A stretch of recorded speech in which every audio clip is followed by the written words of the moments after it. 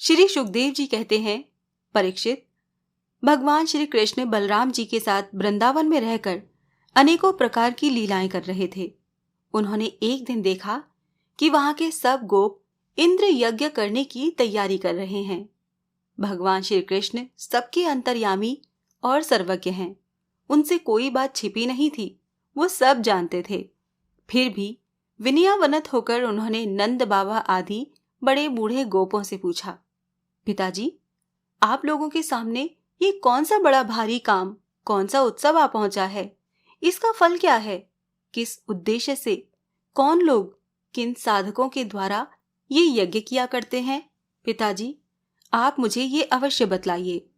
आप मेरे पिता हैं और मैं आपका पुत्र। ये बातें सुनने के लिए मुझे बड़ी उत्कंठा भी है पिताजी। जो संत पुरुष सबको अपनी आत्मा मानते हैं, जिनकी दृष्टि में अपने और पराये का भेद नहीं है, जिनका न कोई मित्र है, न शत्रु और न उदासीन, उनके पास छिपाने की तो कोई बात होती ही नहीं। परंतु यदि ऐसी स्थिति न हो तो रहस्य की बात शत्रु की भांति उदासीन से भी नहीं कहनी चाहिए। मित्र तो अपने समान ही कहा गया है, इसीलिए उससे कोई बात छिपाई नहीं जाती। ये संसारी मनुष्य समझे बेसमझे अनेकों प्रकार के कर्मों का अनुष्ठान करता है। उनमें से समझ बूझ कर करने वाले पुरुषों के कर्म जैसे सफल होते हैं, वैसे बेसमझ के नहीं। अतः इस समय आप लोग जो क्रिया योग करने जा रहे हैं, वो सुहृदयों के साथ विचारित, शास्त्र सम्मत है अथवा लौकिक ही है, मैं ये सब जानना चाहता हूँ। आप कृपा करके स्पष्ट रूप से बताइए। नंद बाबा ने कहा, बेटा, भगवान इंद्र वर्षा करने वाले मेघों के स्वामी हैं। ये मेघ उन्हीं के अपने रूप हैं। वो समस्त प्राणियों को तृप्त करने वाला और जीवन दान करने वाला जल बरसाते हैं।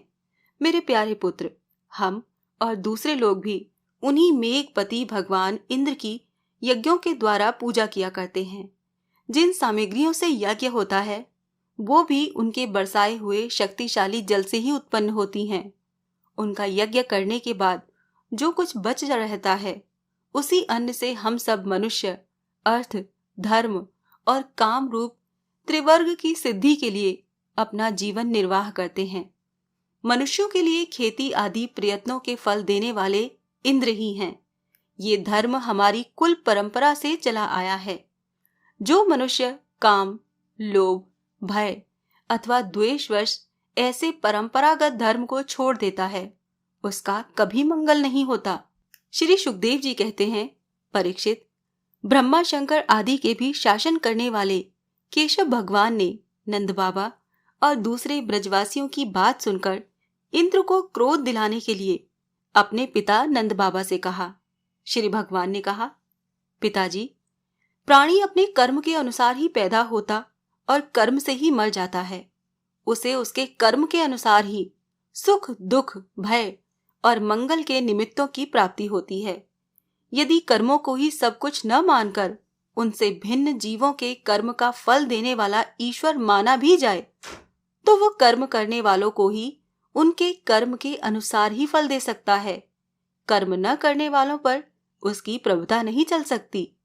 जब सभी प्राणी अपने अपने कर्मों का ही फल भोग रहे हैं, तब हमें इंद्र की क्या आवश्यकता है? पिताजी, जब वो पूर्व संस्कार के अनुसार प्राप्त होने वाले मनुष्यों के कर्म फल को बदल ही नहीं सकते, तब उनसे क्या प्रयोजन? मनुष्य अपने स्वभाव के अधीन है, वो उसी का अनुसरण करता है। यहाँ तक कि देवता, असुर, मनुष्य आदि को लिए हुए ये सारा जगत स्वभाव में ही स्थित है। जीव अपने कर्मों के अनुसार उत्तम और अधम शरीरों को ग्रहण करता है और छोड़ता रहता है। अपने कर्मों के अनुसार ही ये शत्रु है, ये मित्र है, ये उदासीन है, ऐसा व्यवहार करता है। कहाँ तक कहूं, कर्म ही गुरु है और कर्म ही ईश्वर। इसीलिए पिताजी, मनुष्य को चाहिए कि पूर्व संस्कारों के अनुसार अपने वर्ण तथा आश्रम के अनुकूल धर्मों का पालन करता हुआ कर्म का ही आदर करे। जिसके द्वारा मनुष्य की जीविका सुगमता से चलती है, वही उसका इष्ट देव होता है। जैसे अपने विवाहित पति को छोड़कर जार पति का सेवन करने वाली व्यभिचारिणी स्त्री कभी शांति लाभ नहीं करती। वैसे ही जो मनुष्य अपनी आजीविका चलाने वाले एक देवता को छोड़कर किसी दूसरे की उपासना करते हैं, उससे उन्हें कभी सुख नहीं मिलता। ब्राह्मण वेदों के अध्ययन अध्यापन से, क्षत्रिय पृथ्वी पालन से, वैश्य वार्तवृत्ति से और शूद्र ब्राह्मण क्षत्रिय और वैश्यों की सेवा से अपनी जीविका का निर्वाह करें।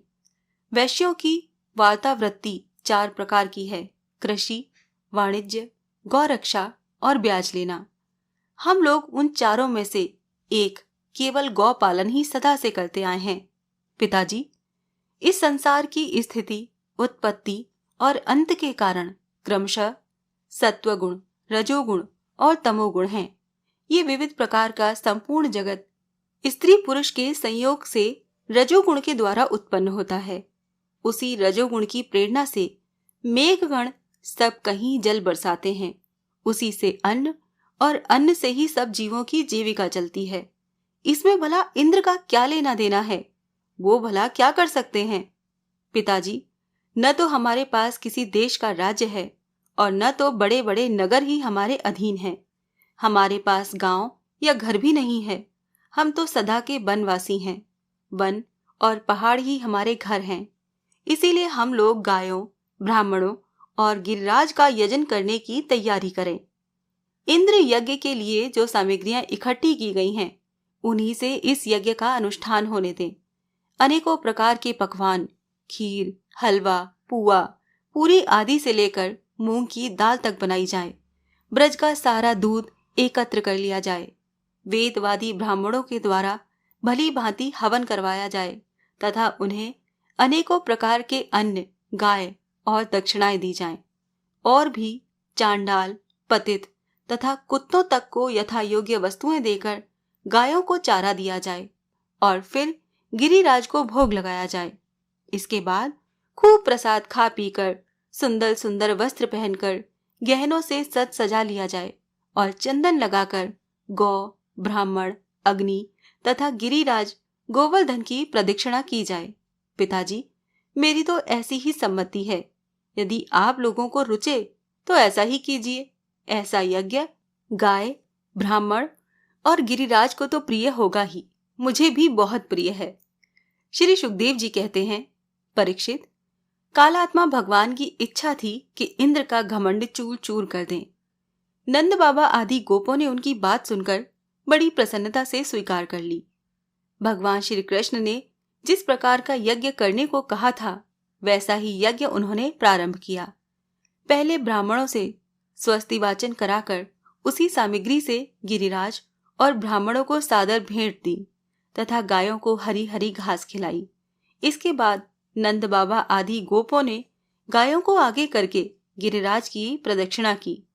ब्राह्मणों का आशीर्वाद प्राप्त करके वो और गोपियां भली भांति श्रृंगार करके और बैलों से जुती हुई गाड़ियों पर सवार होकर भगवान श्री कृष्ण की लीलाओं का गान करती हुई गिरिराज की परिक्रमा करने लगीं।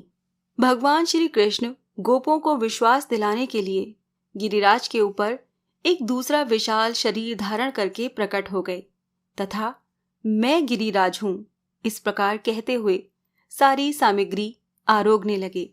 भगवान श्री कृष्ण ने अपने उस स्वरूप को दूसरे ब्रजवासियों के साथ स्वयं भी प्रणाम किया और कहने लगे, देखो कैसा आश्चर्य है।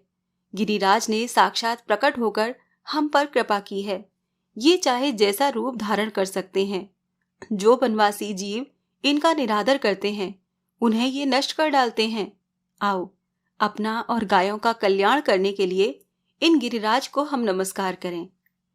इस प्रकार भगवान श्री कृष्ण की प्रेरणा से नंद बाबा आदि बड़े बूढ़े गोपों ने गिरिराज, गौ और ब्राह्मणों का विधि पूर्वक पूजन किया तथा फिर श्री कृष्ण के साथ सब ब्रज में लौट आए।